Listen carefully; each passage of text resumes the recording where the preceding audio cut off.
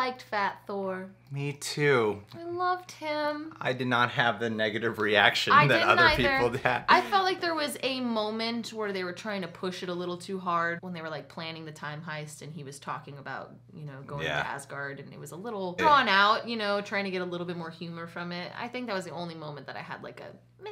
But other than that, I loved it. I loved it. I thought loved it him was still perfect. being worthy. I loved him not having to like lose all the weight to be worthy. Fat Thor. Hi guys, I'm Greg Alba.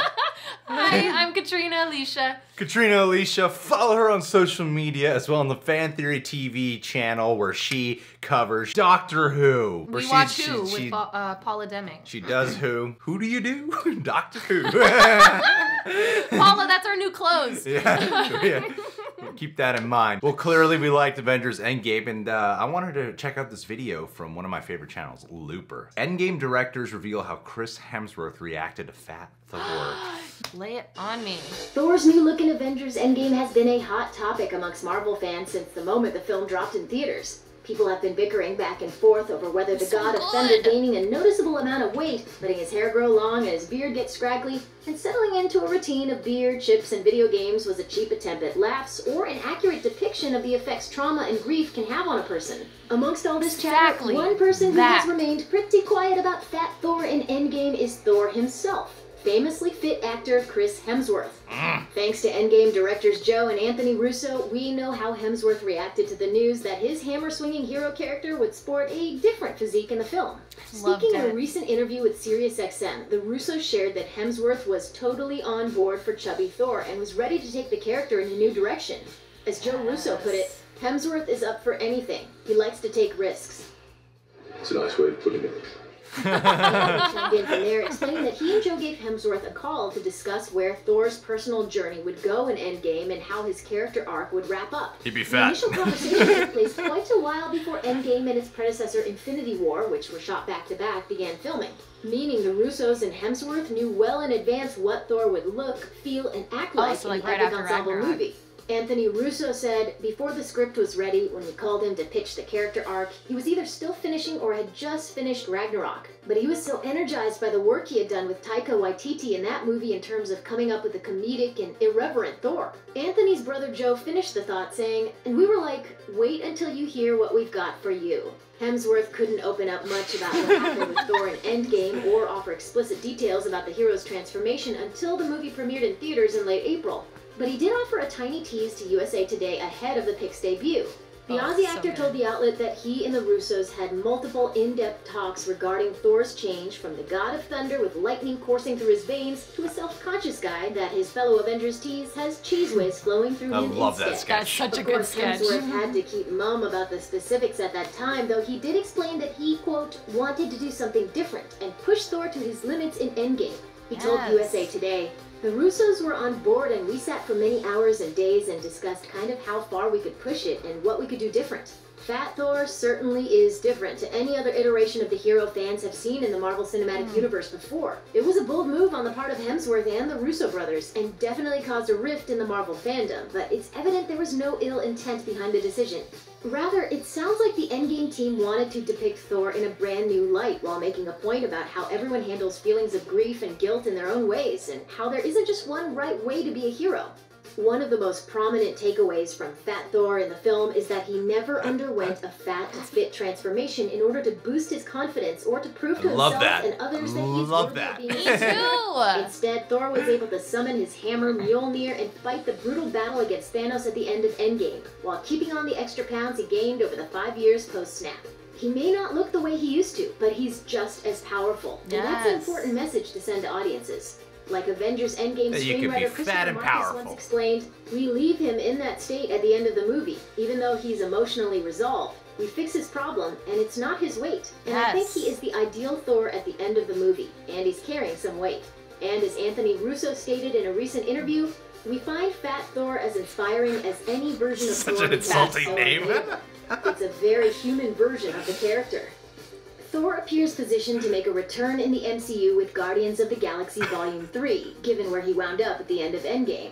The Russos did note in their SiriusXM interview that it's ultimately up to director James Gunn whether Thor plays a part in the upcoming film, but if he does, it seems his big belly and bushy beard might be coming back too. Check out one of our newest videos right here. I don't know if it Plus, will. even more I don't know if it videos will. about your favorite stuff are coming soon. Subscribe to our YouTube channel and hit the bell so you don't miss a single one. Subscribe to Looper, guys. My one nitpick about this whole Fat Thor debacle is that we call him Fat Thor. If Chris Hemsworth actually gained weight for the role, we would not call him Fat Thor. Or if he was actually really overweight, it would be so insulting to call him Fat Thor. Yeah. It would sound like fat shaming at that point. And that's just like the tiniest nitpick. To me, it's just more humorous, the fact that we can call him Fat Thor. You think? I Yeah. do think. You think? I have thoughts. I have thoughts. I have thoughts. That's a tough line to walk, because I feel like these days people are also trying to make the word fat not seem like such a bad word. Are they? Yeah, like I didn't know that was happening. yeah. I thought we were not trying to fat shame. I thought There's calling like this someone. whole line Nick- of like, why is like, if someone is fat, is it a dirty word? And like, I know there are people who are trying to like embrace it. as Okay. a, it's an interesting line that's being walked when it comes to the political correctness of these things. Look, what I've learned is I gotta listen to women more. So if you're giving me advice to my man brain, then fine. Fat Thor it is. Fat ass Thor. Fat fuck Thor. All right, now. No, that's not. Take it too far. It's okay. Damn it. Forgiven. Sorry, I thought I was getting somewhere with that. In terms of character, this always made sense to me. I was never bothered by it. I've gone through some pretty hardships in my life. And Same. dealing with, the loss of some people definitely led to a lot of weight gain in my life. And it wasn't Absolutely. until like 2 years ago I lost like 30 something pounds. But I gained that weight and I had it for a long time, you know?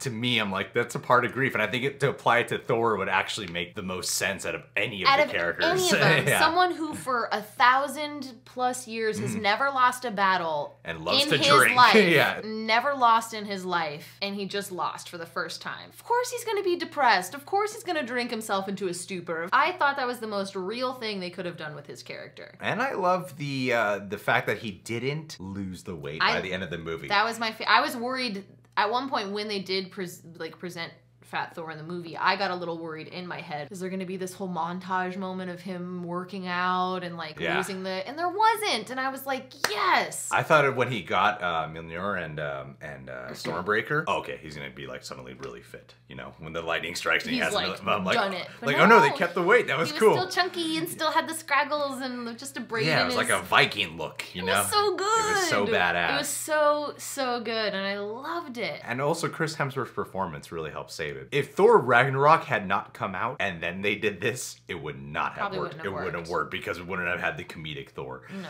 This would have been way too jarring. But And he loved Ragnarok so much. And He he's did amazing. Such good work in it too. Like It's so to funny. It's the shirt that I wore today. It's Ragnarok. what are the odds, people? I think Chris Hemsworth in general has just shaped his whole image. Yeah. From stoic, serious, pretty man to, God, this guy is so beautiful, but also hilarious. But also hilarious and very still relatable in a sense. To me, I'm like, the fact that you did Fat Thor makes me feel really fat ass alcoholic Thor. I loved it. That's the best way to sum him up. We've right all, there. like you were saying, I've also dealt with grief and struggle in my past where like there was a point in time where I had weight on and that's how it happens, like grieving and all of these things, you know. Have you lost it? Yeah. Okay. That was like 4 years ago, but you know, it was before I moved out here, Yeah. you know. Sure. It's okay. He's so nervous to talk about a woman's weight right now on camera. That's not what's happening. That's not it at all. Totally comfortable. Totally comfortable.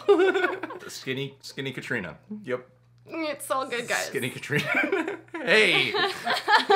But seriously, I loved that aspect of the movie. And I do know people who didn't like it. They thought it was like a cheap shot at humor. I mean, sure, it's funny, like they present it in a funny way, but I think there's other layers to it. So many that more show. layers than just a cheap shot at humor, in my opinion. They made humor out of it, but it's the same way how I felt about Professor Hulk, of like, they made humor out of it, especially upon the introduction and early on. After a while, it's not just like, it's so funny every time you see Hulk that way, and it's the same thing with Thor. Like, it's not, hey, it's so funny every time you see Thor. It's just part of the character. That's who they are. It's their character. It makes so sense to me. good. Before we wrap this video up, I'd like to give a Patron of the Day shout out to a man named Taylor Bentley. See, Katrina, I like to get to know our patrons. Taylor was a man I was really getting to know strongly for many months. And then he got a girlfriend who was apparently way out of his league. I haven't heard from him since. He stayed pledged, which is the way people should operate at our Patreon. I'm just assuming that you probably became a fat Thor yourself. Probably gained all that date weight, got too comfortable. Too comfy. You probably spilled a bunch of, you know, chili cheese sauce on the keyboard so you couldn't type back to me. I get it, man. I've gained date weight too. I've been there, buddy. Just get as fat as you want, and if she still loves you, she's definitely lowered her standards. Is that where you're going? Yeah. Subscribe to The Real Rejects. Click that notification bell. Follow Katrina on social media and Fan Theory TV. Catch you guys soon. That's a lot of outro stuff.